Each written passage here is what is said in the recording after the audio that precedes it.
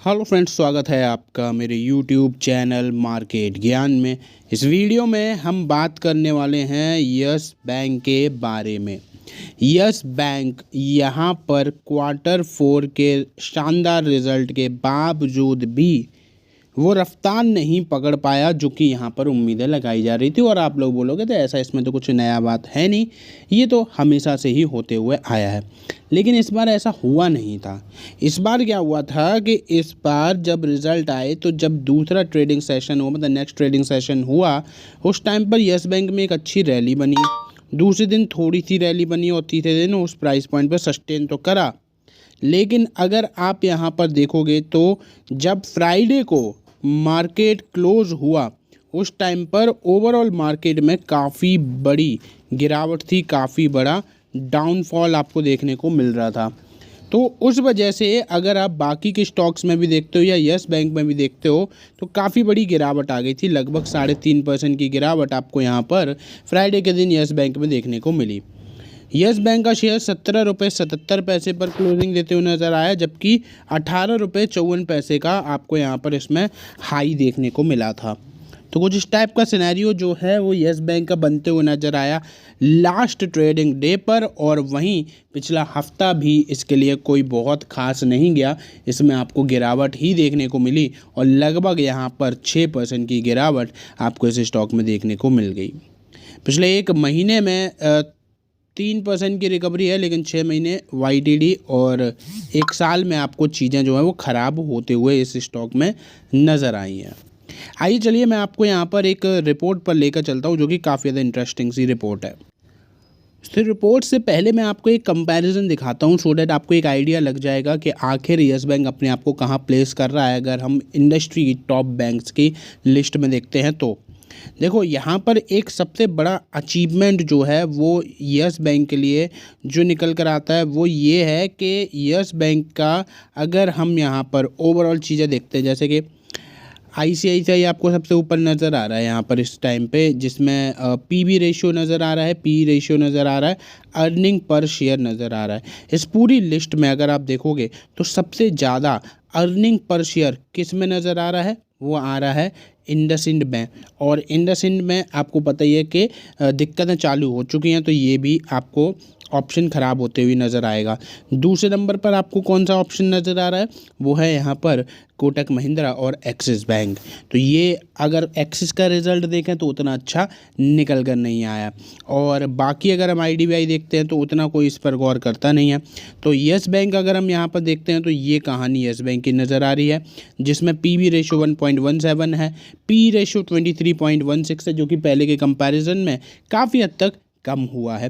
Earning per share अभी भी काफ़ी कम है और लोगों के कंपैरिजन में अगर हम यहाँ पर देखते हैं तो ये पूरा एक लिस्ट जो है वो यहाँ पर निकल कर आ रही थी, जो कि मैंने आपके सामने रख दिया। अब मैं आपको एक रिपोर्ट पर लेकर चलता हूँ। रिपोर्ट आपके सामने मैंने रख दी है, ये आप देख पा रहे होंगे। यस बैंक के MD प्रशांत कुमार ने बताई बैंक के क्राइसिस से बाहर निकलने की पूरी कहानी। यानी कि यहाँ आप देख पा रहे होंगे कि जब क्वार्टर 4 के रिज़ल्ट आए तो हर किसी ने तारीफ़ ही करी बेसिकली, क्योंकि बहुत सारे बैंक्स इस बार जिनसे उम्मीदें काफ़ी ज़्यादा थी वो उतना अच्छा परफॉर्म नहीं कर पाए, लेकिन यस बैंक से उम्मीदें काफ़ी हद तक कम थी, लेकिन उसने एक्स्ट्रा ऑर्डिनरी परफॉर्म कर दिया। तो यस बैंक के सेहत बहुत ज़्यादा बिगड़ने के बाद मार्च 2020 में RBI ने इसे मॉरेटोरियम में डाल दिया था। SBI की अगुवाई में कुछ बैंकों से मिलकर यस बैंक को डूबने से बचाया था। आज यस बैंक का जो कामकाज है वो पटरी पर आ चुका है। बीते 5 साल में काफ़ी जो ओवरऑल सिनेरियोज रहे हैं वो काफ़ी चैलेंजिंग रहे हैं। ये सारी चीज़ें आपने पढ़ ली। मनी कंट्रोल की बातचीत में यहाँ पर इनके MD ने बताया कि कैसे कैसे क्या कुछ चीज़ें रही है। 393 रुपीज़ से गिरकर 10 रुपये के आसपास स्टॉक आ गया था, इवन 5 तक भी ये गया था। 2018 की अगर हम यहाँ पर बात करें तो 2018 में ये 393 यानी लगभग 400 रुपये की कीमत पर ट्रेड करता था, और अब अगर आप यहाँ पर देखते हो तो इसका 20 रुपये तक भी जाना बहुत मुश्किल नज़र आता है। प्रशांत कुमार ने कहा कि हमारा फोकस RBI के नियमों के पालन पर था। हम नहीं चाहते थे कि नियमों का पालन नहीं करने की वजह से हम कोई मुसीबत में फंस जाएं। इसके लिए यस बैंक के लिए कम यील्ड लेकिन सिक्योर्ड रिटेल लोन्स पर फोकस करने का फैसला हम लोगों ने लिया। मॉरेटोरियम में जाने के बाद हम आरबीआई के प्रॉम्प्ट करेक्टिव एक्शन से बचना चाहते थे।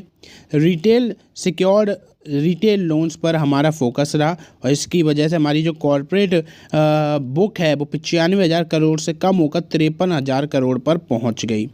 उन्होंने कहा कि अगर हमने सिक्योर्ड रिटेल लोन्स पर फोकस नहीं बढ़ाया होता तो हमारी लोन बुक और घट सकती थी और हमारा जो एनपीए रेशियो है वो बहुत ज़्यादा इवन 6% से ऊपर जा सकता था। लेकिन अच्छी बात यह है कि यहाँ पर स्ट्रेटजी बनाई गई और उस चीज़ को कॉन्टीन्यूसली फॉलो किया गया, चाहे स्टार्टिंग में चैलेंजिंग रहा हो, बहुत सारे क्रिटिसिज्म भी देखना पड़ा हो, लेकिन अच्छी बात यह है कि इन्होंने अपनी सबसे बड़ी प्रॉब्लम को टैकल किया जो कि थी bad loans, non performing assets, NPS. ठीक है, अब जब सिक्योर्ड लोन्स पर यहाँ पर फोकस किया तो बैंक को काफ़ी हद तक फ़ायदा भी मिला उस चीज़ का। और आज अगर आप देखोगे तो बैंक के जो एनपीएस हैं वो काफ़ी हद तक कम हो चुके हैं। ये तो पूरी कहानी रही है। एक नई चीज़ और निकल कर आई जो कि लेटेस्ट इन्फॉर्मेशन आप बोल सकते हो, और ये लेटेस्ट इन्फॉर्मेशन क्या है?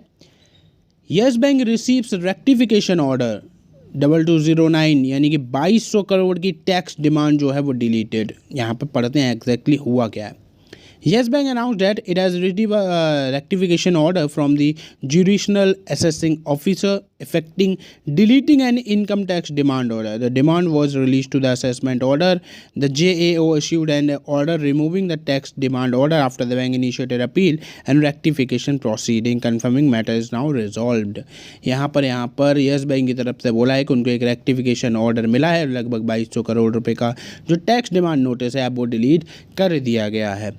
देखते हैं इसका असर जो है कि कल जब मार्केट ओपन होगा उस पर कैसा पड़ेगा। यहाँ पर देखो यस बैंक ने एक अपील फाइल करी थी रेक्टिफिकेशन प्रोसीडिंग्स की, इस वजह से अगर आप यहाँ पर देखोगे तो जेएओ ने एक ऑर्डर इश्यू कर दिया है और जो ऑफर मेंशन टैक्स डिमांड है उसको हटा दिया है, यानी कि 2200 करोड़ की जो टैक्स डिमांड थी उसको हटा दिया है और बैंक ने यहाँ पर रिसीट ऑफ रेक्टिफिकेशन ऑर्डर भी कंफर्म कर दिया है। तो अच्छी बात है। जो चीज़ें थोड़ी थी यहाँ पर मैंने आपको बताया भी था कि जब इतनी पुरानी चीज़ों को लाया जाता है तो उसका कोई बेस ज़्यादा बनता नहीं है, और ये सारी चीज़ें जो हैं 2017-2016 के जो असेसिंग ईयर था तब का ये बताया जा रहा था। तो फिलहाल वीडियो में बस इतना ही। बाकी आप मेरी जो वीडियो है वो क्रिप्टो बेस पर जाकर देख सकते हो, चैनल की लिंक डिस्क्रिप्शन में दे दूंगा, अदरवाइज़ क्रिप्टो बेस करके सर्च करोगे चैनल आपको मिल जाएगा, वहाँ पर क्रिप्टो करेंसी के बारे में। और आज क्या पाई कॉइन सच में एक बहुत बड़ा स्कैम है, बहुत सारे लोग फंसे हुए हैं, तो क्या वो सच में स्कैम है या फिर यहाँ से उम्मीद है, उस पर वीडियो बनाइए। काफ़ी अच्छा कंटेंट है, जाके आप ज़रूर देखना, नहीं तो इस चैनल की जो कम्युनिटी पोस्ट है उस पर भी मेंशन किया हुआ है। फिलहाल वीडियो में बस इतना ही। वीडियो अच्छी लगी हो तो लाइक ज़रूर कर दीजिएगा, चैनल पर फर्स्ट टाइम विजिट कर रहे हो सब्सक्राइब जरूर करिएगा। धन्यवाद।